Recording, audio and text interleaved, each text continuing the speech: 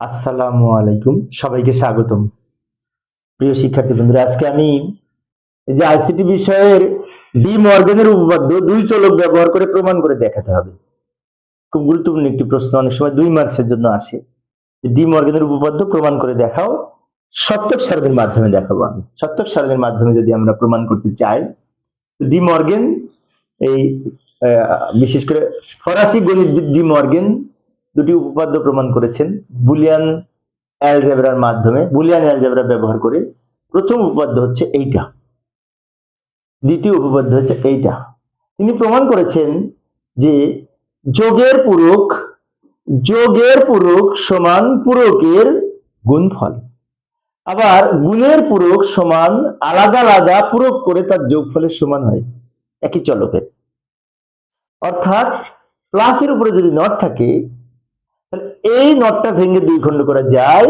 শর্ত হচ্ছে প্লাসটা ইন্টু হবে, এবং ইন্টুর উপরে যে গুণের উপরে যদি নট থাকে, তো এই নটটা ভেঙে দুই খণ্ড করা যায়। শর্ত হচ্ছে ইন্টুটা প্লাস হবে। প্লাস থাকলে গুণ হবে, গুণ থাকলে যোগ হবে। ডি মর্গেনের এই দুটো উপপাদ্য প্রথম এবং দ্বিতীয় উপপাদ্য নামে পরিচিত। এই দুটো উপপাদ্যের উপর ভিত্তি করে কিন্তু আমাদের লজিক ফাংশন সরলীকরণে অনেক অঙ্ক আছে, এই উপপাদ্য ব্যবহার করে করে থাকি। তাই এটা মনে রাখার চেষ্টা করব।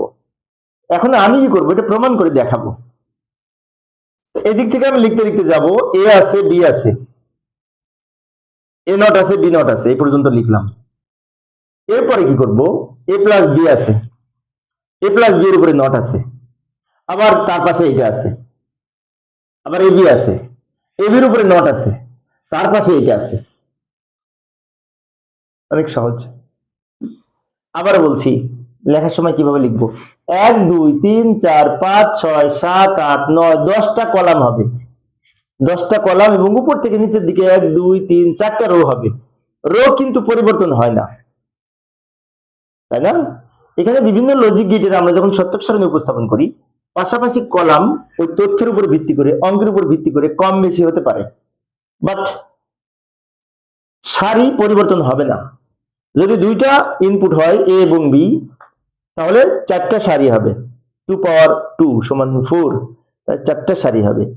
আর যদি 3টে ইনপুট হয়, তাহলে 2 পাওয়ার 3 সমান 8 বা 8, 8টা সারি হবে, তাই না? আর যদি 4 ইনপুট হয়, 2 পাওয়ার 4 সমান 16টা ইনপুট হবে, সরি 16টা সারি হবে। 16টা সারি এরকম আসে না পরীক্ষায়। যাই হোক, আমাদের 2টা 3টা আসে, তো 2টা ইনপুট ব্যবহার করেছি, সেজন্য 4টা সারি হয়েছে। এখন এই 4টা সারিতে আমরা 0 থেকে 3 পর্যন্ত মানের মান লিখবো। 0 থেকে 3 পর্যন্ত 4টা সংখ্যা। যেমন এখানে আগে লিখবো 4টা বিন্যাস, 0-এর বানানে 0, 1-এর বানানে 1, 2-এর বানানে 1 0, 3-এর বানানে 1 1, আর বাম দিকে এগুলো 0 দ্বারা পূর্ণ করে দিব। তাহলে 0 থেকে 3 পর্যন্ত 2 বিট করে সাজিয়ে লিখলাম। এটা হচ্ছে বুঝে লেখা, যে 0 থেকে 3-এর বানানের মান আমরা লিখেছি।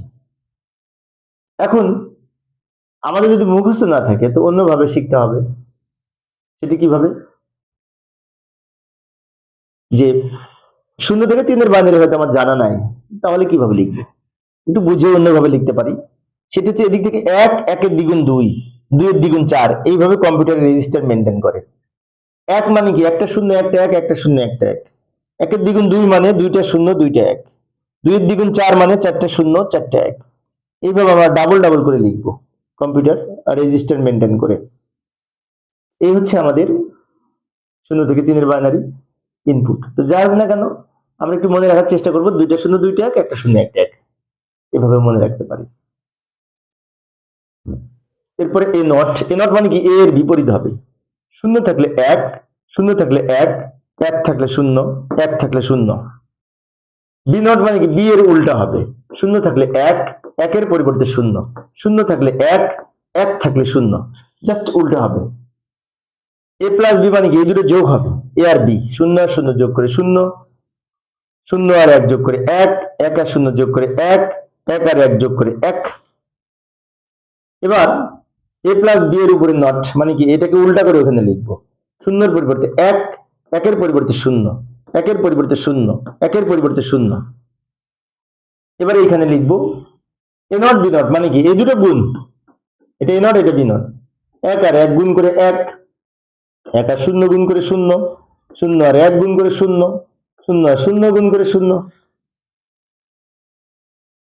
এখন লক্ষ্য করি এই সমীকরণটা কিন্তু মিলে গেছে, যে এটা সমান এইটা, এটা সমান এটা না, দুটো সমান সমান না, এটার সাথে এটার মিল, এটার সাথে এটার মিল, দুটো কিন্তু সমান সমান হয়েছে। এক চারটা শূন্য, একটা চারটা শূন্য, দুটো মিলে গেছে, ইকুয়াল ইকুয়াল হয়েছে। মানে কি এই উপপাদ্যটা অলরেডি প্রমাণ হয়েছে। এবার এটা প্রমাণ করার জন্য আমরা তো লাস্টে লিখেছি, কিন্তু এবার এ বি গুণ করবো। এ বি মানে কি এটা এ এটা বি, জাস্ট দুটো গুণ করে এখানে লিখবো। শূন্য আর শূন্য গুণ করে শূন্য, শূন্য আর এক গুণ করে শূন্য, এক আর শূন্য গুণ করে শূন্য, এক আর এক গুণ করে এক। এবার এইটার বিপরীত এইখানে হবে, যেহেতু নট পড়েছে। শূন্যর বিপরীত এক, শূন্যর বিপরীত এক, শূন্যর বিপরীত এক, একের বিপরীত শূন্য। সবার শেষে এইটা। ওখানে কি হয়েছে, এ নট আর বি নট দুটো যোগ হয়েছে। আচ্ছা এ নট কোনটা, এইটা, বি নট কোনটা এইটা, তো এই দুটো যোগ করে এখানে লিখবো। ভালো করে লক্ষ্য করি, এক আর এক যোগ করে এক, শূন্য আর এক যোগ করে এক, শূন্য আর এক যোগ করে এক, শূন্য আর শূন্য যোগ করে শূন্য। এখন কিন্তু এই দুটো মিলে গেছে, এই যে এটা সমান এইটা পাশাপাশি রেখেছিলাম না, এটা সমান সমান হয়েছে, তিনটা শূন্য, তিনটা এক শূন্য, তিনটা এক শূন্য, ইকুয়াল ইকুয়াল হয়েছে। তার মানে কি দুইটা উপপাদ্য আমরা প্রমাণ করতে পেরেছি, তাই না? এইভাবে আমরা প্রমাণ করে দেখাতে পারি। প্রিয় শিক্ষার্থী বন্ধুরা, এই ছিল আজকের আলোচনা। পরবর্তীতে আমি একদিন এই যে তিন চলক ব্যবহার করে ডি মর্গেনের উপপাদ্য প্রমাণ করে দেখানোর চেষ্টা করব। দেখার আমন্ত্রণ রইল।